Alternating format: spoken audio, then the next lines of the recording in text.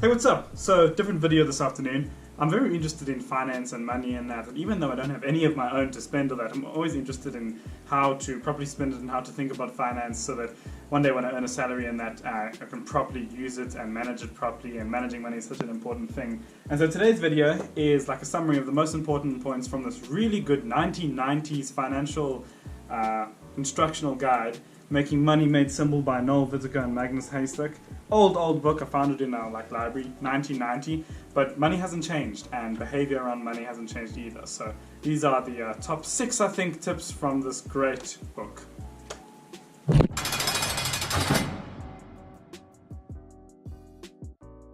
So the first most obvious tip from this book is to save 10% of your income. If you can, over time, consistently, every single month, save 1/10 of your salary, you can become pretty decently well off and wealthy and safe by the time you reach retirement age. If you can put away 10% of your income every month in a good set of bonds or stocks or retirement annuities, something like that, every month, something that beats inflation, you can have a really good retirement and a really good, successful later part of your life. And this, of course, works with the power of compound interest, the 8th wonder of the world, whereby the interest you earn on money earns further interest on top of it, and eventually you have a kind of exponential effect. So here I've got this compound interest calculator here. If you, from 20 years old to 65, so 45 years, put in 1,000 Rand, so 1/10 of a 10,000 Rand per month salary, into something like the S&P 500, which gives around an average rate of return of 9.8%.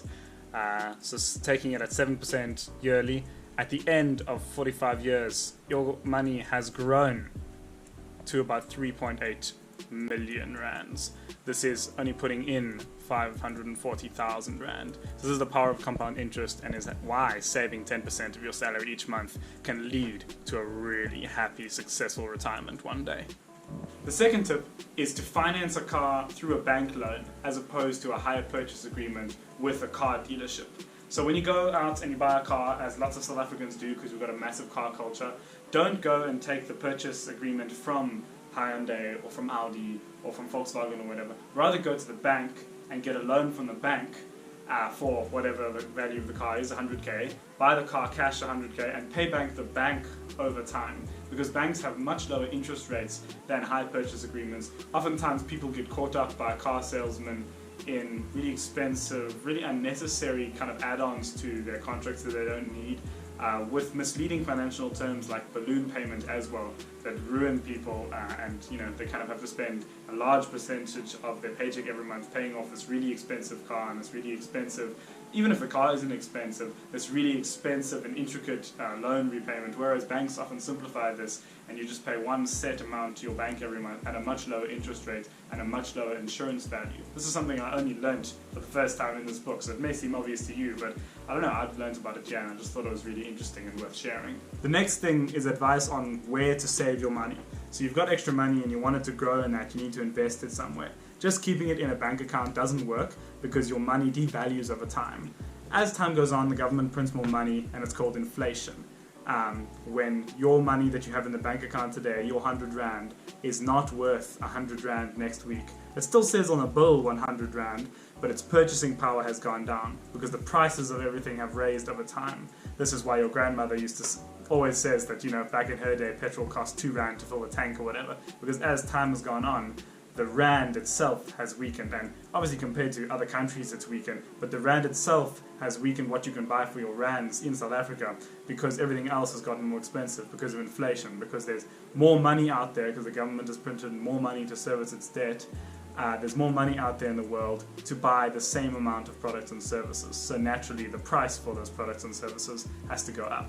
So you have to invest in something that beats inflation, because if you keep your money in a bank account, the interest you earn on that money in the bank account is less than the inflation rate. So if you store 100 Rand in a bank account now, in 10 years time, you're not going to have the same purchasing power of that 100 Rand. So you need to either invest in stocks, bonds, real estate, something that gains value over time, that has an appreciation rate, or that earns more interest, a higher interest rate than the inflation rate. And apparently one of the best ways to do this, I've known about this for a while, is through passive mutual funds, or basically ETFs. So an ETF, or an exchange traded fund, is basically a fund where you put your money into, and that fund then distributes the money among investments in hundreds of other companies. So if you don't invest in Apple, you invest in a tech ETF that itself invests in Apple and Facebook and Google. So you don't just go out and buy Google stock, but you buy into the top 100 stocks in the tech center, and you get different ETFs that invest in different areas. So ETFs, or exchange traded funds, are one of the least risky, I suppose not the least riskiest, but one of the best ways these days to invest in a whole lot of companies and a sector and the economy with a really good guaranteed return rate. Warren Buffett has a challenge out, I think it's a couple thousand or $1 million or whatever it is, offered to anyone who can actively trade and can actively earn more over a 10-year period than investing in an index fund can. Because when Apple does badly, all owners of Apple stock do badly and lose some money. But if you own shares in an ETF, that ETF trades out of Apple and trades into Microsoft at that time. So your value of your shares doesn't really go down because it's invested in a collection of companies, and this diversifies the risk when you're investing. I've got some money saved away myself in a Signia investment account, and it's really interesting because especially now on the coronavirus panic and that, the value of it has gone down by like 20% in like the last month, which is crazy, and that's what happens when you invested in the stock market. You rise and fall with the market, but over time it's been gaining like a good between 10 and 20% every year, which is an insane amount of interest to be earning every month when inflation is running at like 6-7%. So you understand now why investing in assets that gain a lot of interest over time is so important when inflation is going up. And inflation is kind of good at the moment, and because of coronavirus and that, the South African government has decreased interest rates by a little bit, but you can bet your ass that after a couple of months' time or in a year or two's time, that inflation rate is going to go up again. And then there's a large portion on real estate in the book that I won't go much into detail in because it's kind of complicated, but basically real estate is the reason why so many people can become rich, because it allows tax-free earnings on money invested until you eventually sell off the property and you then get the money in your bank account, and only then does tax apply to it. It's called capital gains tax. When you sell off an asset or a stock that's earned interest, you pay tax on that interest. But because of real estate is such a long-term investment, only when you sell that real estate 20, 30 years later do you actually pay tax on it. So you don't pay all the middle tax that you pay on your salary every month. You only pay tax on it in 5-6 years' time, and in the meantime, that interest that you've earned has gained so much more interest on top of it that when you eventually sell it, you've made a lot more money with a lot less tax on it, basically. And so you're really interesting. Never buy a house at the coast, it says, because it's just too much effort in that. But then, if you've got extra money to spend, especially in a crisis like at the moment, if you can go out and buy some real estate, you will be doing yourself a real good favor. And so those are like the main lessons from the book, but basically then also he just had a quick mention at the end about how love and marriages are only ruined or marred by one or two things, and it's communication issues and money. And if you can work on those early on in the relationship, you can have a really successful relationship. Communicating with each other and sorting out money issues, how you both spend money and how you approach spending and investing, and then talking to each other about that in an adult manner. Quite out of place. I wasn't expecting it at the end of a finance book, but a decent point, because I think most marriages, apart from one partner being a douchebag, kind of fall apart over money issues, or at least so many of the ones that I've seen fall apart have been over money issues. Money is such a contentious object at the best of times, and so talking about it early and talking about it in a clear adult manner, I think could really have a good impact on your life. And that's basically all the things that I learned from this book. Really interesting, and I really enjoyed it. I learned a lot. I talked to my dad a lot about it because he read this when he was my age, about 20 years old, in varsity and that.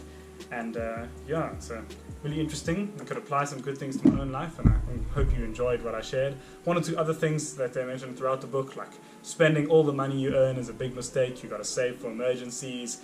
You got to use compound interest to your benefit. You got to cut spending. You got to make a budget. You got to learn about tax, average and marginal tax rates, and how it affects you and the salary you earn.